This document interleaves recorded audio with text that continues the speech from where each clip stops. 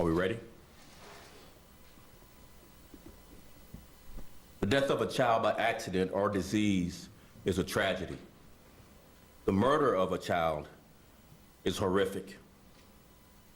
The murder of a child at the hands of their parent, it's too much to contemplate. On Sunday, we charged Simone Austin with first-degree murder in the stabbing death of her 5-year-old daughter, Serenity, in their home on the West Side.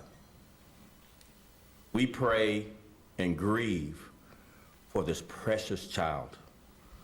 We're still investigating what happened and why in this case. The officers who responded to the scene will forever be haunted by what they saw and heard on Saturday morning.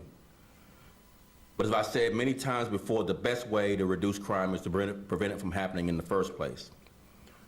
CPD will show all 3 of our police watches a roll call training video about services for overwhelmed parents to remind officers of the need to identify families under stress and make a proper referral before a tragedy occurs. In November, CPD officers will be hosting a training led by national subject matter experts on improving the impact officers have on children during interactions. 50 domestic violence liaison officers will be trained, 2 from each district, who will then go back to their districts of assignment and train the officers in their districts. We must invest in our children, in our families, especially when they are in crisis. We need more emergency child care facilities like the Crisis Nursery at Maryville Crisis Center, which the First Lady of Chicago and I visited in July. It is a safe place for children and their stressed out parents. Maryville is free and open 24 hours a day, 7 days a week, 365 days a year. I'm going to repeat that. Maryville is free and open 24/7, 365 days a year. The Maryville Crisis Hotline is 773-205-3637. That's 773-205-3637. In tragic incidents such as these, we must also look after the welfare of our first responders, who are undoubtedly affected and often traumatized by the horrific scenes they encounter. I'd now like to turn it over to Chief of Detectives Brendan Denahan for additional background surrounding this investigation. Brendan. Good morning. I'm going to go over the basic facts of the case, and then we do have Amy Kendall here from Maryville Crisis Center that's going to speak a little bit about what the superintendent talked about. So I think everybody knows, unfortunately, as the soup mentioned, what occurred, and I just want everybody to try to keep in mind that there's another child involved, an 8-year-old sister who witnessed this incident, and keep that child in your thoughts and prayers, because obviously this is be extremely difficult for the rest of her life. So the facts are pretty basic, and it's extremely unfortunate, but the mother is in the room with the 5-year-old child when she takes the knife and commits the act. Like I said, unfortunately, you had a 8-year-old sister who witnessed the incident. The mother then takes the child outside and lies the child down on the parkway and lies down next to her until the fire department arrives and brings the child to the hospital where the child is pronounced. And as the superintendent mentioned, the fire department, the police officers, the evidence technicians, very difficult scene to deal with, but I'd like to compliment the detectives and everybody involved for their professionalism. They obviously arrested the defendant, brought her into the detective area, and then worked with the state's attorney's office to secure charges. The mother in this incident invoked her right to remain silent, so I know there's a lot of questions on the why. That's going to be everybody's biggest question. Why did this occur? Due to the fact that she did invoke her right to remain silent, we don't have all those answers, but those are the basic facts, and it's obviously, as the superintendent mentioned, just extremely tragic when you have a mother, a parent who has killed their own child. I'll take some questions after, but first I want to bring Amy up to talk a little bit more about the crisis center. Amy?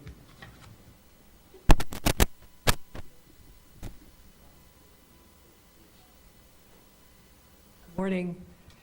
I'm Amy Kendall, the director of the Maryville Crisis Nursery, and it is really with a sad heart that we are here. However, what I really want to stress to the community and for all of us who are with families with young children, that the Maryville Crisis Nursery is, the superintendent mentioned, open 24 hours a day, 7 days a week. We are the only center in the city of Chicago that provides free crisis childcare for any family, actually in all of Cook and Lake County, that with no judgment, with a call to our 24-hour helpline at 773-205-3637, a parent or a guardian can pick up the phone and call us and explain their situation and understand that with a child that is 6 and under, they could stay with us for free in a beautiful center with trained staff and with the idea that we're going to share resources and referrals. It is our responsibility to not only share this with parents and guardians, but with all our other partners that go into the homes and work with families. And we know the stress that all of us are dealing with during this pandemic, that we really want to be able to know that families under all kinds of stress, whether it's financial stress or feeling overwhelmed with the day-to-day, that we're here to help them under all circumstances and make sure that we can make sure that children are safe and that they're thriving and growing. And so we are able to be a support to families. Thank you.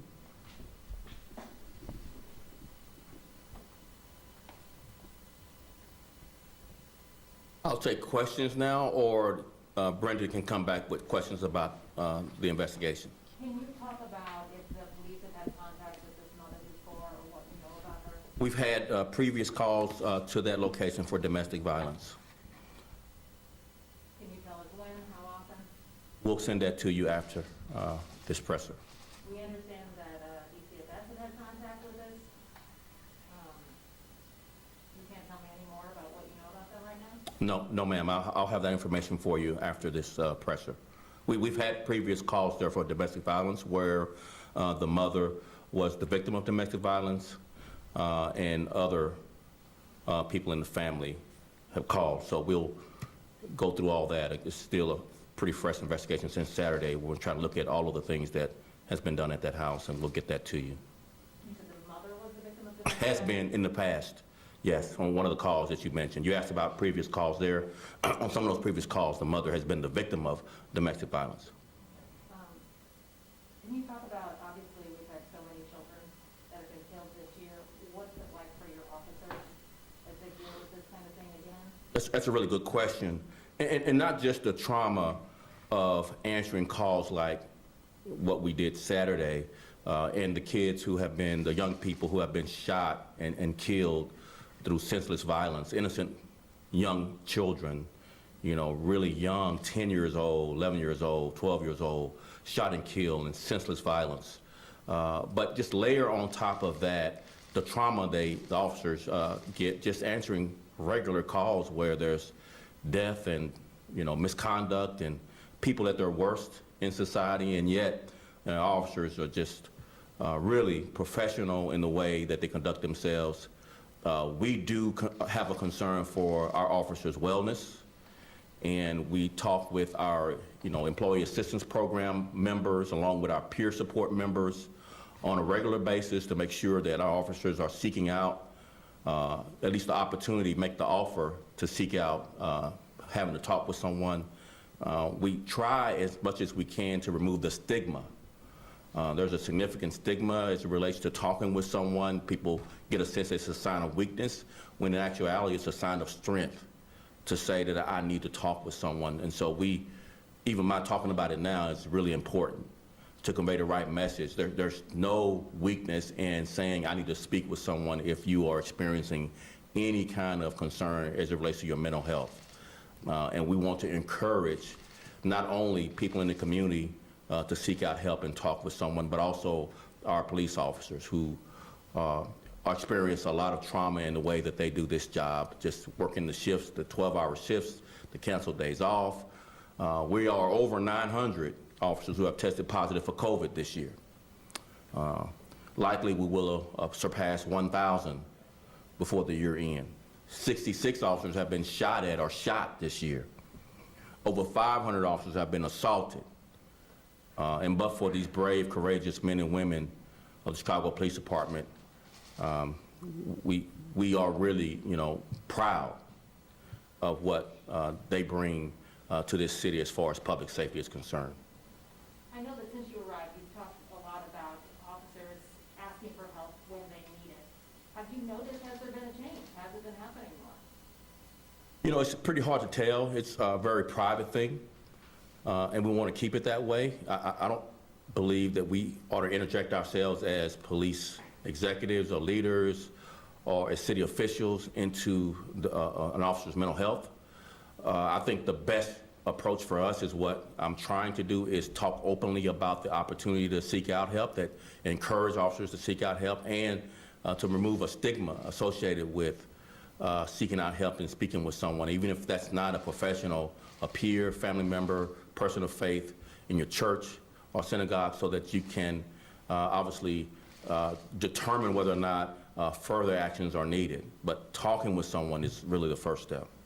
You mentioned different things like your officers getting more domestic violence training and stuff, spreading that around and helping families like this. This is happening, of course, while we have a nationwide conversation about whether police should be so involved in families in crises. But can you talk a little bit about that, how much your officers see that kind of stuff and how much they are often involved with a family like we saw this weekend? It's a very complex conversation regarding what types of things police should be doing and what types of things. I think it's an unsettled debate. If you listen to the debate about defund the police or whether or not police are overextended in the way they do everything that society asks, I think regarding domestic violence, if you look at this particular case, this young baby her throat was cut, basically. And you got to be careful in the way you respond to that. There could have been further violence, which would have needed a police response. But there's also some significant social service issues that you have to acknowledge that police are not equipped to meet. And that's why we have Amy here from Maryville to really co-respond to this crisis, not just police, but it's really a co-response to really making sure people understand there is an opportunity to seek out social services in a 24-hour day, 7-day a week, 365-day facility. The Maryville facility is that co-response that we're trying to convey here. Thank you very much. Hold on, let me check the last pool questions if you don't mind, Superintendent. Sure. Want to make sure I've got everybody here covered. A question about officers, we have downtown. We see a large police presence downtown, of course, protected like along Michigan Avenue, very visible there. Can you give us an idea of how many officers are there and are they going to continue to be there? We have enough officers to make sure that our retail corridor, not only in our downtown, we also have officers in our neighborhoods that are protecting through the community safety team and the summer mobile team. So it's a twofold response because of the significant climate we're in, where it's really fragile whether or not people will protest the Breonna Taylor ruling, or we have criminal elements that will take advantage and plan looting in all of these retail corridors. So we're just trying as best we can, hope for the best, but prepare for the worst. We don't give out the numbers because of public safety concerns. Criminal elements listen and they try to defeat our planning and our strategies, so we want to be careful in a way, but we have enough, we believe, in our downtown and in our neighborhoods to push back against the criminal element that would plan to loot using First Amendment right to protest. Thank you very much. Appreciate it. Thank you. Amy, is your normal spelling on your name, Amy? I'll get it for you. Okay. And then Amy has a little 2-minute video here if you want to hang out Thanks, Superintendent. and watch that. Real good. All right, Tim? Yeah, go ahead.